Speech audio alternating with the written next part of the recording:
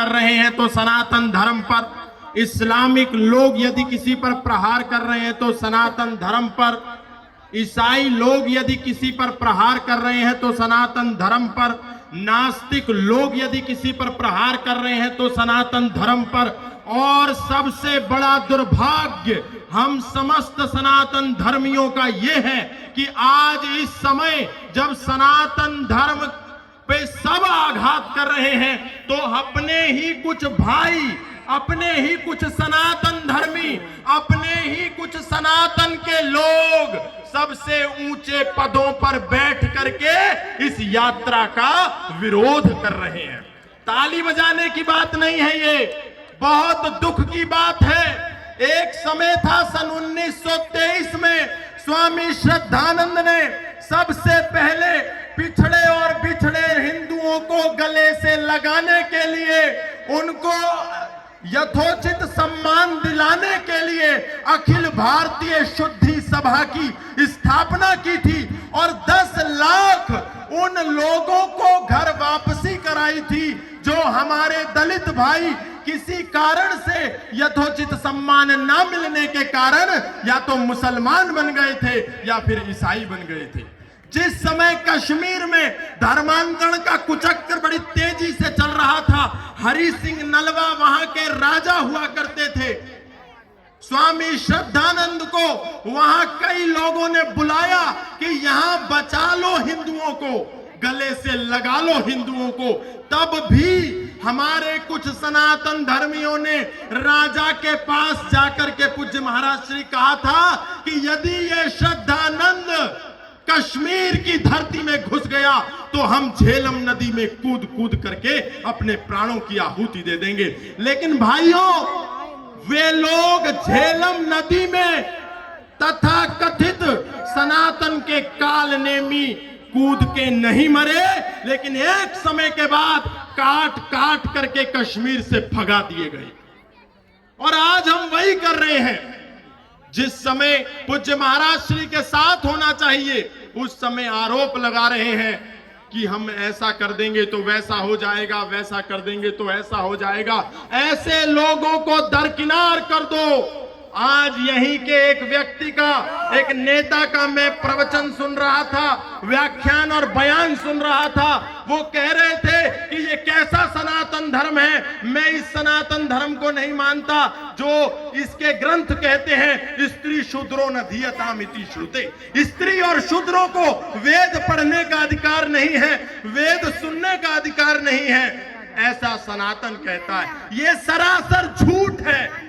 कई वर्षों तक ये झूठ प्रचारित किया गया। मैंने चारों वेदों को खंगाला, 6 दर्शनों को खंगाला, 11 उपनिषदों को खंगाला, महाभारत और रामायण को खंगाला, वहां ये वाक्य मुझे नहीं मिला।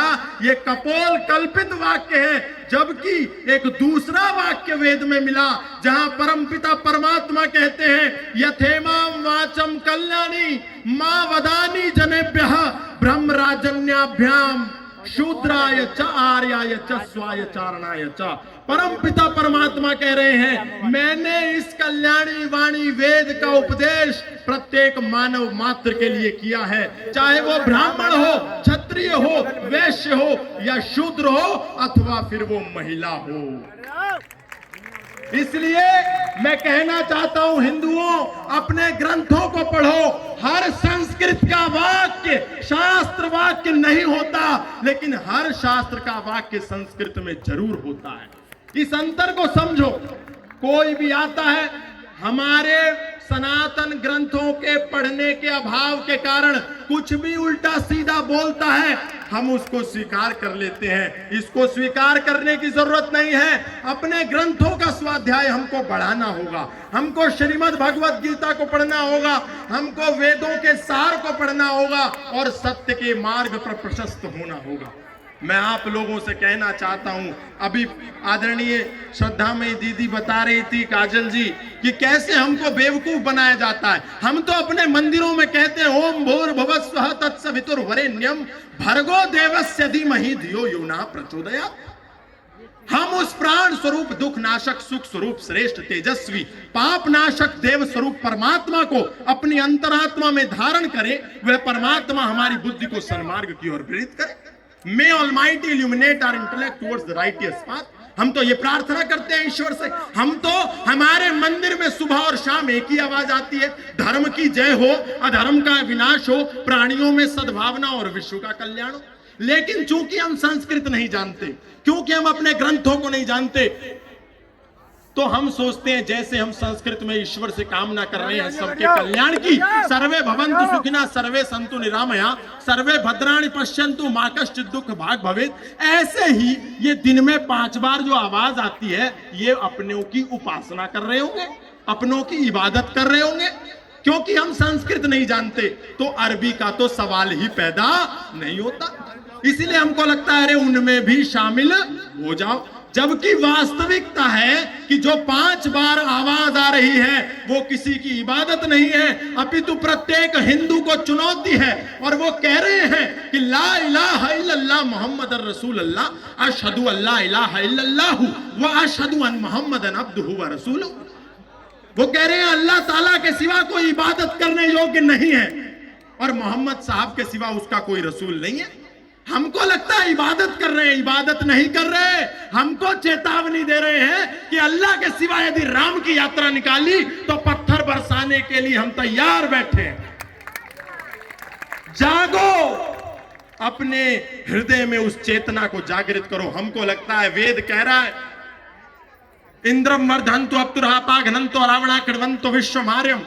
दुनिया का इतिहास है 1,68,53,125 वर्ष पुरातन वैदिक संस्कृति के इतिहास के एक भी पन्ने में हम ऐसा पन्ना नहीं निकाल के ला पाएंगे जिसमें सनातन को किसी पर तलवार के आधार पर थोपा हो, किसी को लालच के आधार पर सनातनी बनाया हो। सनातन का प्रचार यदि कभी हुआ है तो वो केवल और केवल विचार के आधार पर हुआ है।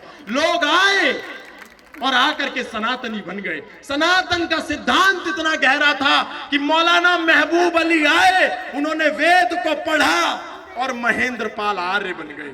सनातन का सिद्धांत इतना गहरा था कि पहला ईसाई मिशनरी जो भारत को ईसाई संप्रदाय में बदलने आया था, सैमुअल इवान स्टॉक, वो आया, उसने वेद दर्शन उपनिषद का अध्ययन किया और वो सत्यानंद स्टॉक बन गया। सनातन का सिद्धांत था कि औरंगजेब का भाई दारा शिको जब उपनिषदों को पढ़ने बैठा तो उसने कहा ये अमृत है, हम तो नाले में गोता लगा रहे थे, और उसने अरबी में उपनिषदों का अनुवाद किया, जिसके बाद औरंगजेब ने उसको मार दिया। और कल यहां औरंगजेब के बच्चे महाराज जी की यात्रा के सामने टीपू सुल्तान और औरंगजेब की तस्वीर लेकर के खड़े थे। मैं उनको कहना चाहता हूं, तुम्हारे औरंगजेब कब्रों से उठ भी जाए तो इस यात्रा पे तुम बाल भी बांका नहीं कर पाओगे।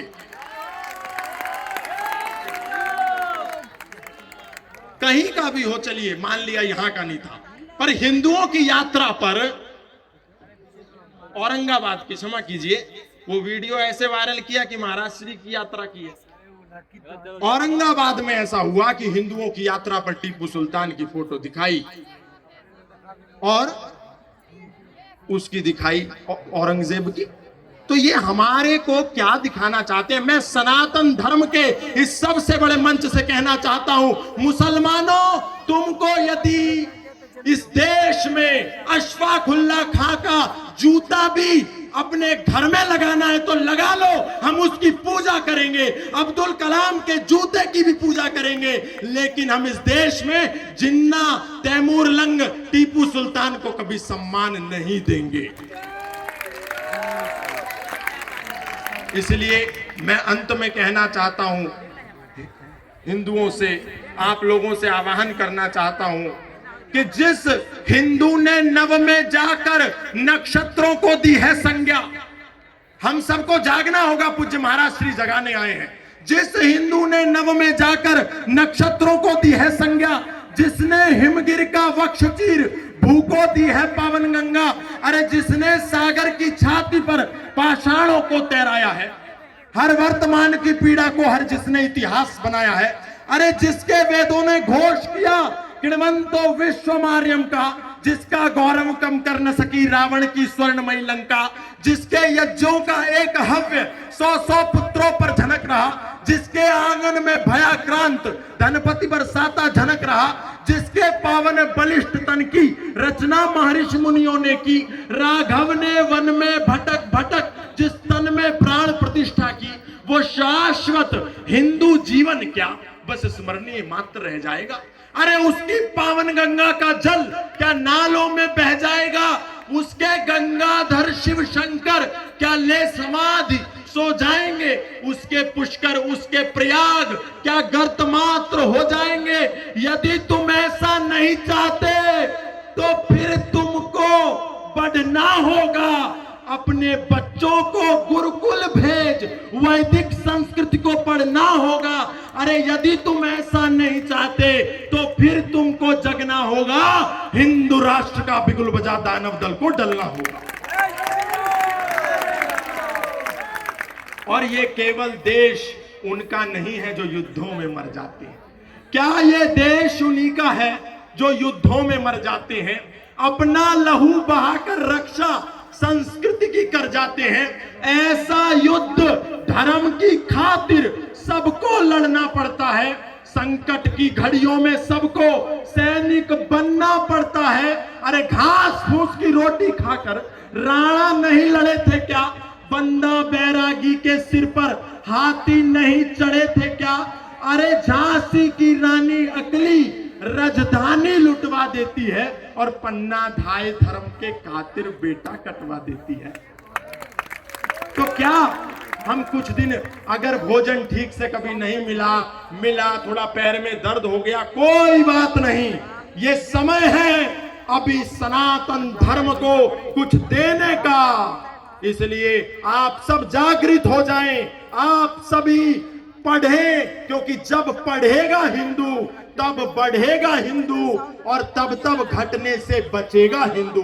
पढ़ना भी बहुत जरूरी है, अपनी भगवत गीता को, महाभारत को, रामायण को और उपनिषदों को। कुछ लोग इस देश में खड़े होकर के मनु जी की मनुस्मृति को सरेआम जला देते हैं, ये कह करके कि ये मनु जी तो शूद्रों के विरोधी हैं, ये मनु जी तो स्त्रियों के दलन करता है, लेकिन वो कभी मनु को नहीं पढ़ते।